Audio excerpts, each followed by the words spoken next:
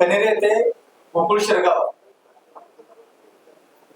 गोकुळ संघाच्या चौकामध्ये येत्या बुधवारी 8 तारखेला तमाम कोल्हापूर जिल्ह्याच्या वतीने शेतकरी बांधव, दूध उत्पादक, ग्राहक या सर्वांना एकत्रित करून आत्मकलश आंदोलन करणार आहोत।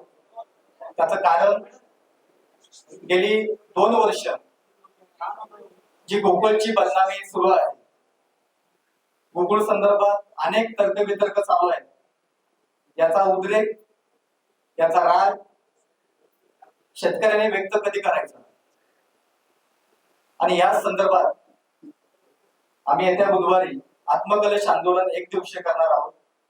आणि या दिवशी सर्व दूध उत्पादक, ग्राहक यांना काय वाटतं, तुम्ही सर्वांनी संचालकांना काय वाटतं बघितलं, विरोधकांना काय वाटतं बघितलं, प्रशासनाला काय वाटतं हे बघितलं, पण ज्याच्यावरती संघ चालतो, ज्या दूध उत्पादक दूध घालतो त्याला कधी आपण विचारलं नाही आणि त्यालाही बोलण्याची संधी आहे आणि तो त्या ठिकाणी येऊन बोलेल, त्याचा राग व्यक्त करेल आणि त्याच्या मनामध्ये जी खदगद आहे तो त्या ठिकाणी व्यक्त करेल।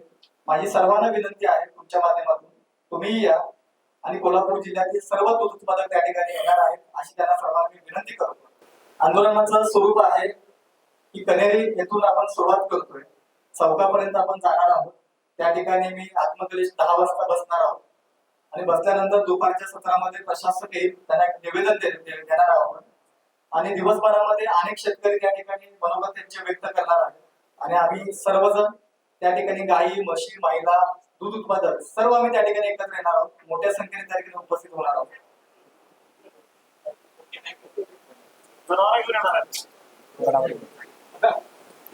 यावंच लागेल।